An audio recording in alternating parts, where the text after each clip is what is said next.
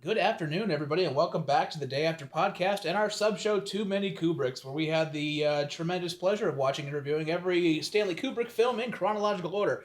I'm here with Mike, as always. Hey, everybody. And we've brought back our special guest, published author laureate Randall, and he's here. I just decided I don't know what the word laureate means. For a second, I thought, wait, do you think my middle name's Lori or something?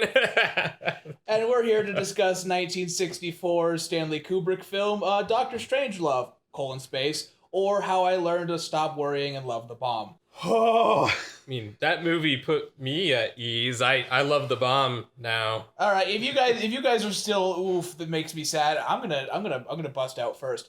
I got weirdly insulted by you guys like during the promo last week when you were like, is this supposed to be funny? He goes, it is not funny. You will laugh. No, that's straight ass funny. There is, what? Yes. It's. Do you think it doesn't count as a comedy? No, if it's sad also? It's a total. Okay, the first time this movie, it contorts my funny bone in so many fucking directions because it's hilarious, but so goddamn sad and tragic at the same time. I laugh. I feel bad that I'm laughing. This is like people are dying. The world is about this movie ends with a nuclear holocaust, and I'm giggling. I don't. It doesn't make me feel good about myself at all. Maybe the fourth or fifth time I've seen this movie. You two, this is the first time you've seen it. Yeah, we got fresh virgin eyes mostly on the couch here. How do your insides feel? I really like this.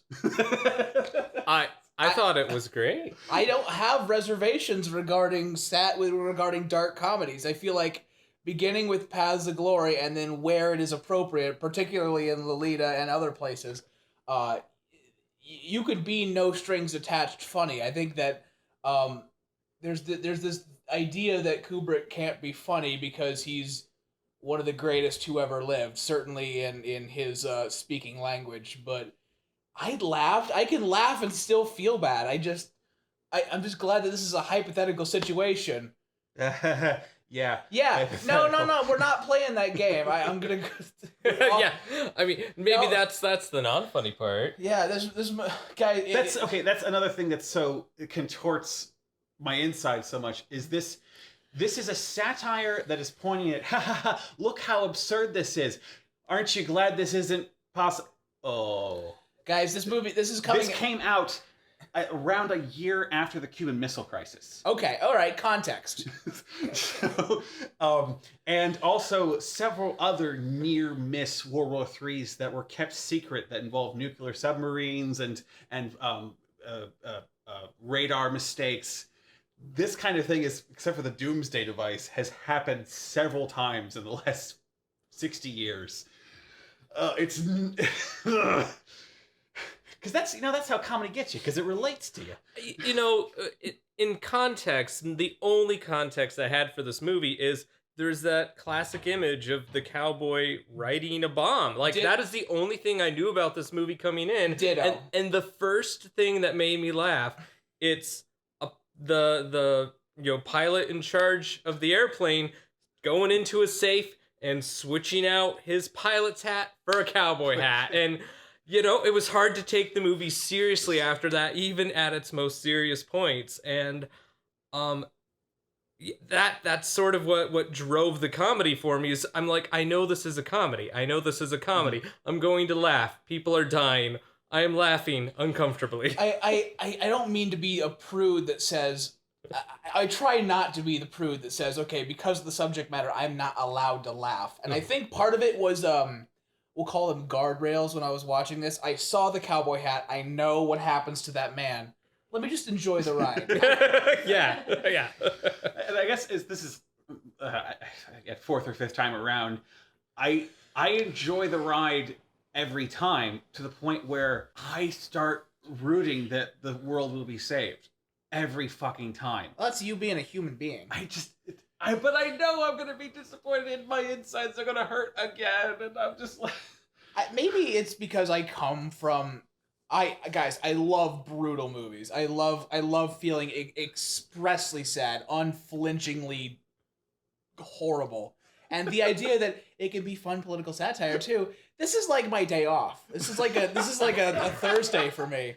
You know, you can even find this war stuff poetic. I don't know if anybody listening to this out there has read Don DeLillo's End Zone, but yeah, that's same like feeling. that's like it's not, you know, the nuclear war equals comedy. It's nuclear war equals beautiful meditation. There's something about, and this is an interesting transition that I want to ask about the pace of this movie.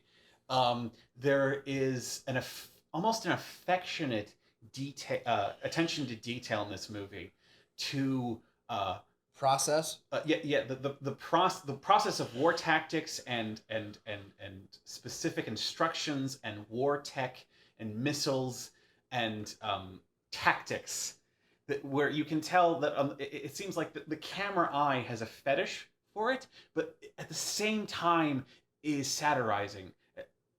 It's a very interesting balance between fascination and ridicule. There okay, I kind of see where you're coming. Maybe the cinematic language was different back in the year 1964, but in US cinema currently, at least, I'll speak in the most conservative terms. The dramatic zoom is now more of an inside joke than an actual device, and Stanley has this this very dry camera-based humor, I'll call it, where overly dramatic zoom on this really pedantic flip switches in this order until further instruction. And it is a I guess satire doesn't imply a director's opinion on the matter, but there's also this quality about the style and also the pace of this movie that again, as someone who's watched it multiple times, that I find deliciously frustrating. It's it's the time these people take with formalities and process and instruction. The time they take over the talking on the telephone, the time they take talking to the president, and if I may speak freely, sir, the time they take with military protocol, the time they take with the buttons, and you're going, oh my god, the world is about to end, hurry the fuck up. And all that stuff contrasts so nicely with the reality of interpersonal relationships between the president and the president of the US and Russia. Which is more like two fifth graders trying to work out whether they really are friends or not on the playground. Dimitri, hey, funny story. So we accidentally started World War III, and oh god, the dialogue between the president and Dimitri is priceless. It's so well written. It's so deliciously acted. You say it's a dialogue between. It's just Peter Sellers talking to himself. Sellers is so great in this movie. His timing, because you can't hear the Russian leader, his timing is so perfect. You can just imagine what's being said on the other end of the line. Of course I care. Dimitri, I care. Oh, I care as much as you do, Dimitri. No, this isn't a contest, Dimitri. There is a TV trope called the overly long gag, and it is a tough gag to nail down. Family Guy has tried at this and succeeded a couple times, where basically the gag is long enough to be funny, stop being funny, and then get funny again because it hasn't been funny in so long. Yes. That is the most aggressive, weaponized, overly long gag I have ever seen. It refuses to stop until you laugh. Oh, it's so well done. I love the aesthetic of the war room. The deep contrast of black and white, the circular table, the giant computer screen, and this deliberate constrained formalities that everyone's going to, and then a fight breaks out into, gentlemen, there's no fighting in the war room. It's just so good. the smoke, the cigar smoke, and the lights, and the fact that they don't really talk about it, but there's a buffet. So all these men can eat. I mean, there's a buffet over there. You never see anyone eating really in there. You see people eating all the time, but not there. And it's just like, those little details. Oh, so many just delicious details when the one guy, KOs himself and in the bathroom, and the British soldier can't open the bathroom door. It's just such a good little touch. Because the body's in the way. Yes. Well, I guess one of the things about the comedy and related to the details about this, your mention of the details, is that for something that is so over the top, that the performances are so ridiculous and so over the top, yet they're just filled with all these tiny little details and quirks that, like, no, they paid attention. Yes, broad brushstrokes, but also like little tiny things in their performance. The guy who plays the overzealous general in the war room, what's his? The actor's name is Scott. I don't know. I don't know if I caught his name. Also later played Patton, and he's always sticking gum in his mouth. He is a cartoon. He is a walking cartoon, and even like you think when he fucks up and trips, you're wondering. He does like a little mini backflip and stuff going, was that intentional? Yeah, I turned to you. I was like, I don't think that fall was intentional, but it felt so saved. Just all the little quirks of his face and the twitches and grimaces, and he looked like Popeye half the time. He's so entertaining to watch.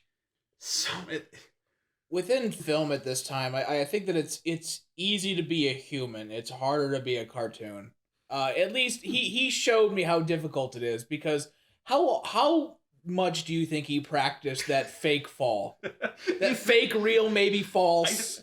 If he practiced it so much, he did so well that I don't know if it was fake. I don't know. You're saying it's very difficult to be a cartoon. You just don't watch the Disney Channel enough. I have a niece. That stuff they're all cartoons. Remember though, this is Kubrick, so maybe he's like, fall again for the 100th time. I felt so bad when Mike is here with his head in his hands and the bombs are going off. I just imagine somebody behind the camera. All right, we're gonna have to try that take again. Like Tropic Thunder style. Can I just I didn't mean to cut anybody off. If you're explain your guys' relationship to bodily fluids, because I thought, like, clearly from how much you're talking about it, it's a plot point, and it's just a weird verbal hiccup or a verbal tick this man has to show you that he's clearly insane. The thing about, like, okay, I can't believe I forgot about the bodily fluids, because it's not. It's just a little detail of his. Okay, it's the center of that general's world. But I forget about it, and when he starts to explain to the British RAF officer about communism, he has this performance that is so straight, that's so like, I am sick and tired of communism infiltrating our politics, our youth, our ideals and all this stuff, and most of all, infiltrating our bodily fluids. And what was the last part? It keeps catching me off guard, and it's so fucking ridiculous. It trips my shoelaces is essentially why I kept laughing.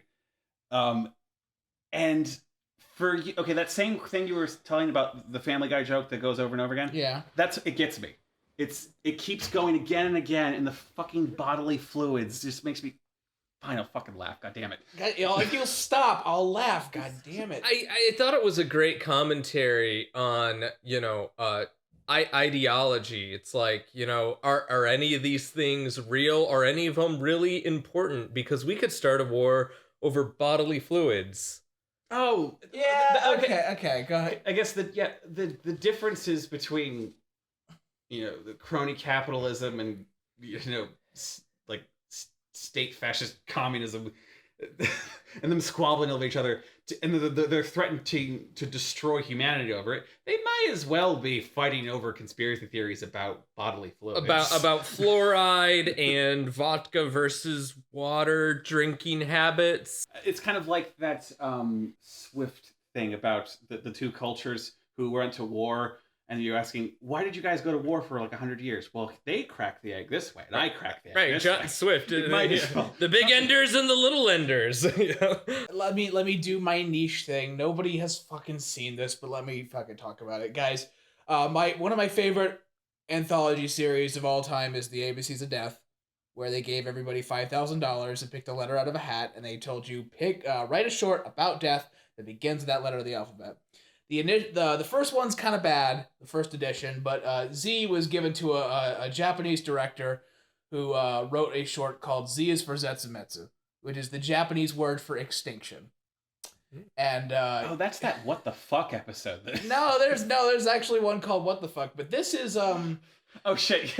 there is a subtext. What was going on in my head? There's a phenomenal subtext is upsetting when it shows up in things like this, but I thought maybe this might be paying homage to Strangelove, even though I've never seen it. No, dead on, undeniable. There's a man in a black suit and a leather hand stuck in a wheelchair who, while they're having a giant discussion about how we will become extinct before we let Westerners take over our great country of Japan, and this beleaguered man steps up in his wheelchair, holds his hand up, and yells, "It is starting!" And then they make like the fucking Japanese flag out of rice and blood. And this is one of those movies. Do you guys think this is one of those movies where references are now? I was just about to ask, Randall, are there scenes that you've seen parodied or referenced before that you're now going,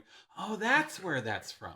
Pretty much riding the cowboy riding the bomb. Yeah, I've not seen a lot else. I mean, I've seen The War Room in other movies, but I don't think that this is the first movie with The War Room. Mm-hmm. I have one criticism of this movie, and it's not the movie's fault. It's not the movie's fault. It's that it buried its twin brother. Oh no! People don't talk about this. I love in history of cinema gigantic coincidences. So, okay, if anyone is listening to this, if you do anything, I beg you, if you like Doctor Strangelove, please go see a movie called Failsafe, which came out in the same year, several months after Doctor Strangelove. Has essentially the same plot, except it's played completely straight. This situation, and make all of the characters dignified statesmen and soldiers, and have them enter essentially the same situation, and then these characters have to make the tragic sacrifice to try to ensure that doomsday doesn't happen. It is a great film. I saw Wait, we like this? Failsafe? Yes. Failsafe is a great film. Man, it just leaves you feeling horrible in a good way, in the way this movie makes you feeling great in a horrible way. This movie, these two movies were produced at the exact same time.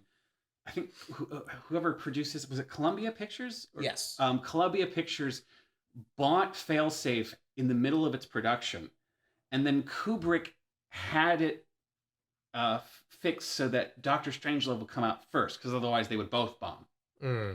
And unfortunately, Failsafe was buried in the box office. It is a fantastic movie, and the only reason it's not known is because Doctor Strangelove is a great movie.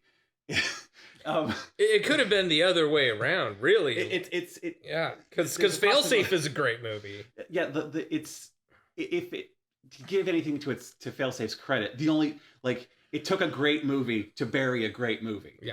Is this similar to how Last Action Hero got buried because Jurassic Park came out 10 days later? I feel bad I haven't heard of that. Jurassic Park is a great movie. Last Action Hero was not a great movie. That falls apart completely. I apologize. But in a similar, because those two movies are nothing alike. Okay, a better analogy would be it's a Bugs Ants situation. Yeah, except Bugs and Ants came out 8 weeks apart. Yes, exactly. But one of them crushed the other in the box office. Okay, I saw Ants. Bugs.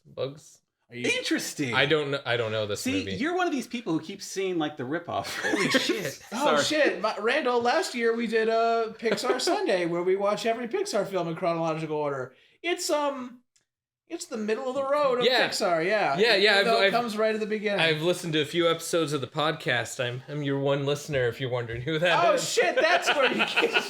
Sometimes I pull it up while I'm at work. I just listen. Let's. Oh god, we've been doing shitty episodes. I never intend to watch Cars, so you watched it for me. Thank you. Stanley taught me that life is a highway, and this is taught me that life is a radar screen 10 miles away, and I jumped on that thing, and I didn't die for my country. I died for no reason. I'm mad now. Somebody else. Final thought. Okay, forget about ants and bugs. Dr. Strangelove, fantastic, classic. See it again. Recommend it to other people. Also, failsafe, please. Give that movie some life. They both deserve viewings, watchings. Put your eyeballs on both of them. Having actually now seen 2 of Kubrick's earlier films, I'm getting a lot more respect for this director than I already had. So thank you, Johnny. This feels like it's this first one where he's like, okay, you got a name in the industry after 6 movies. What do you want to do? I want to show you what I'm going to do. Guys, that's been our episode of Too Many Kubricks, where we watch and review every Stanley Kubrick film in chronological order. A bit of an obscure one in 1 week, where we're going to sit down, hopefully with Randall again, and watch 1968's 2001: A Space Odyssey. Oh yeah, that obscure oddball. Yeah. Always wanted to watch that too. Oh god, yeah, I got excited when I found that next on the list. I'm like, yes. Is this gonna be another one where I've seen it and you guys haven't? I've seen it. Oh, okay. All right, I'll be the sole virgin sacrifice. I'm gonna stick a bone up your ass like a wild ape. Again? God, this is a gay couch.